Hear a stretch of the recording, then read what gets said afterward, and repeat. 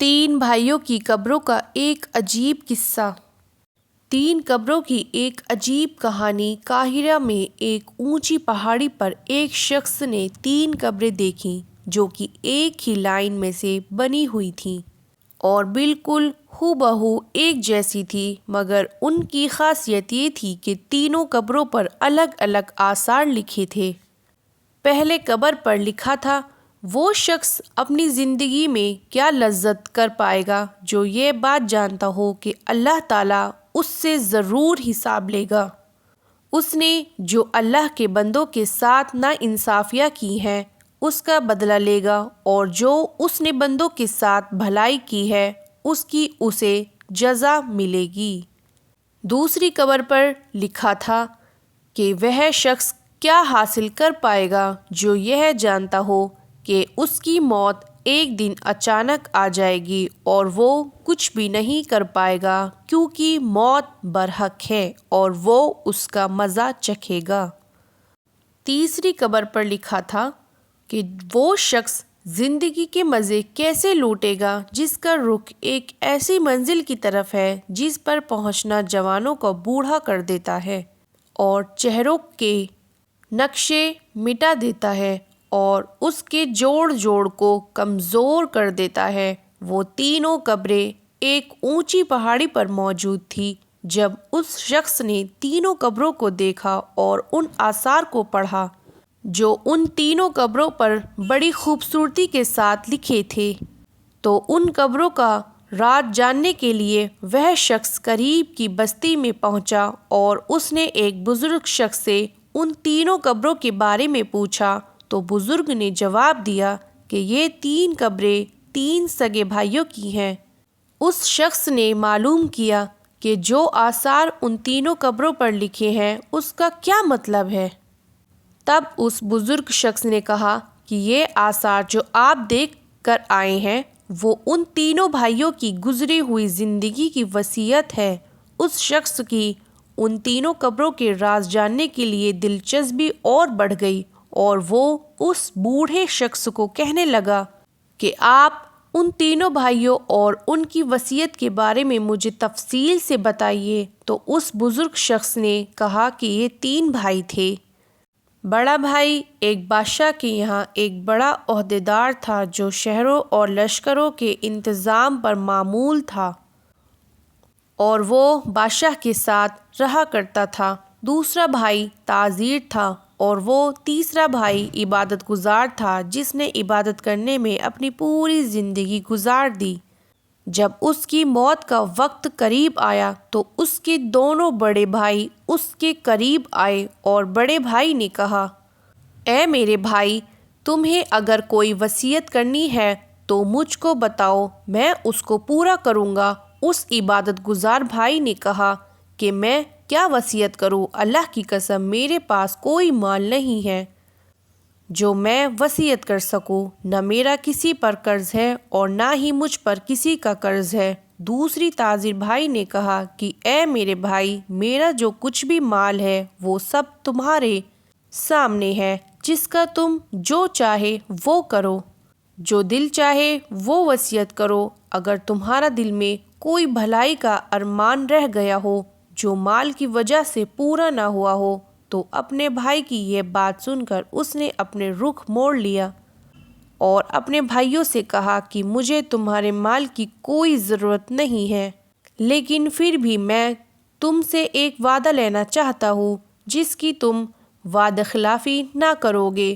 تو ان دونوں بھائیوں نے کہا کہ ہم وعدہ کرتے ہیں کہ تم جو کچھ کہو گے اسے ہم پورا کریں گے۔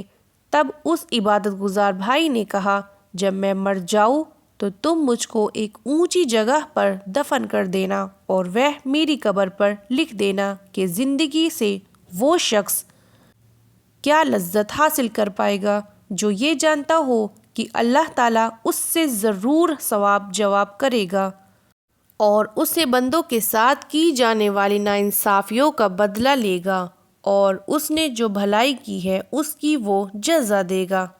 اور جب یہ کام کر لو تو تم روزانہ 3 دن میری قبر پر آنا، شاید تمہیں نصیحت نصیب ہو انہوں نے اس کی موت کے بعد ایسا ہی کیا۔ اس کا بڑا بھائی روزانہ قبر پر آتا تھا اور بہت روتا تھا، چلاتا تھا۔ پھر وہ تیسرے دن آیا اور قبر پر جا کر بہت رویا۔ اس کے بعد وہ وہاں سے جانے لگا تو اچانک قبر کے اندر سے زوردار دھماکے کی آواز آئی۔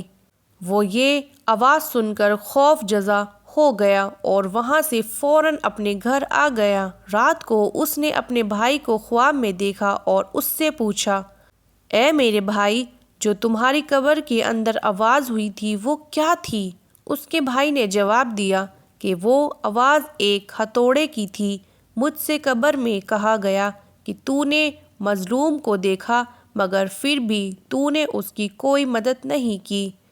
یہ بات سن کر اس کی آنکھ کھل گئی اور وہ غم زدہ ہو گیا۔ اس نے صبح کو اپنے بھائی کو بلایا اور اس نے سارا قصہ اپنے بھائی کو سنا دیا اور اس سے کہا، میرے بھائی نے جو نصیحت اپنے قبر پر لکھوائی تھی اس کا مقصد مجھ کو نصیحت کرنی تھی، اور میں تمہیں گواہ بناتا ہوں کہ میں آج سے سب کچھ چھوڑتا ہوں اور اب میں اپنی باقی زندگی اللہ کی راہ میں لگاتا ہوں۔ اور وہ سب کچھ چھوڑ کر صحراؤں میں چلا گیا اور بھیڑ بکریاں چرانے والے لوگوں میں رہنے لگا۔ جب اس کی موت کا وقت قریب آیا تو چرواہوں نے آ کر اس کے بھائی کو خبر دی۔ خبر ملتے ہی اس کا تاجر بھائی چرواہوں کے ساتھ چلا گیا اور اپنے بھائی کو اپنے ساتھ لے آیا اور اپنے بھائی سے کہا کہ اگر آپ کو کوئی وصیت کرنی ہو تو کہو، اس کو میں پورا کروں گا۔ اس کے بھائی نے کہا کہ میں کیا وصیت کروں، میرے پاس تو کچھ بھی نہیں ہے، لیکن تم سے ایک وعدہ چاہتا ہوں جسے تم پورا کرنا۔ اس نے کہا، جب میں مر جاؤں تو میری قبر بھی میرے بھائی کے پاس بنوا دینا اور میری قبر پر لکھ دینا کہ کیا لذت پائے گا وہ آدمی جو یقین رکھتا ہو اس بات پر کہ موت اس کو اچانک آ جائے گی، اس کی ساری شہرت وہ چھین لے گی اور اس گھر میں وہ لے جائے گی جس کا وہ مستحق ہے۔ اور میرے بھائی، تم میری قبر پر آتے رہنا، شاید تمہیں بھی کچھ نصیحت ملے، اور میرے لیے دعا کرنا کہ اللہ مجھ پر رحم فرمائے۔ جب وہ مر گیا تو اس کے بھائی نے اس کی وصیت کے مطابق ایسا ہی کیا۔ وہ اس کی قبر پر روز جاتا تھا اور اس کے لیے رو رو کر دعا مانگتا تھا۔ جب وہ تیسرے دن قبر پر آیا تو قبر پر بہت دیر تک روتا رہا اور اپنے بھائی کے لیے دعا مانگتا رہا، اور جب اٹھ کر واپس آنے لگا تبھی اس نے اچانک قبر کے اندر آواز سنی اور وہ اس آواز کو سن کر بے چین ہو گیا۔ پھر وہ فوراً وہاں سے اپنے گھر واپس آ گیا۔ رات کو اس نے خواب میں اپنے بھائی کو دیکھا، اس کے چہرے پر پریشانی اور خوف جھلک رہا تھا۔ اس نے کہا، بھائی میں بہت مصیبت میں ہوں۔ تو میں نے کہا، بھائی میرا کیا ہوگا؟ تو اس نے جواب دیا، جس نے دنیا میں آخرت کے لیے جو کچھ نیکیاں کی ہیں وہ دیکھ لے گا۔ صبح کو جب وہ اٹھا تو اس نے سب سے پہلے اپنی ساری جائیداد بانٹ دی اور مال لوگوں میں تقسیم کر دیا، اور وہ اللہ کی عبادت میں لگ گیا۔ جب اس کی موت کا وقت قریب آیا تو اس نے اپنے بڑے بیٹے کو بلایا اور اپنے بیٹے سے کہا کہ جب میں مر جاؤں تو میری قبر میرے بھائیوں کے پاس ہی بنانا اور میری قبر پر لکھ دینا کہ کیسے مزے لوٹے گا وہ آدمی جس کا رخ ایسی منزل کی طرف ہے جہاں تک پہنچنا جوانوں کو بوڑھا کر دیتا ہے، جو چہرے کے نقشوں کو مٹا دیتا ہے اور اس کے جوڑ کو کمزور کر دیتا ہے۔ مجھے دفنانے کے بعد میری قبر پر آتے رہنا، شاید تمہیں کوئی نصیحت ملے۔ بیٹے نے اپنے والد کے مرنے کے بعد ایسا ہی کیا۔ رات کو اس نے اپنے والد کو خواب میں دیکھا۔ وہ کہہ رہے تھے، بیٹا موت قریب ہے، آخرت کی سفر کی تیاری کر لو، اپنا سامان باندھ لو، جس گھر میں تمہیں نکلنا ہے اس گھر کی طرف جہاں تمہیں جانا ہے۔ صبح کو اس نے اپنے خواب کے بارے میں کسی کو بتایا اور پھر وہ مر گیا۔ یہ کہہ کر بوڑھا خاموش ہو گیا۔ سبق: دوستوں اور بزرگوں، یہ 3 قبروں کا واقعہ آپ نے سنا۔ اس واقعوں سے ہم سب کو نصیحت لینی چاہیے۔ اس کا مقصد یہ ہے کہ اللہ تعالیٰ ہم سب کو خبردار کرتا ہے کہ اے لوگو، مرنے کے بعد تمہارے ساتھ کیا ہوگا۔ تم دنیا میں اپنا مال جمع کرتے ہو مگر مرنے کے بعد تمہارے اچھے اعمال ہی کام آئیں گے، تمہارے اعمال کا ہی حساب ہوگا۔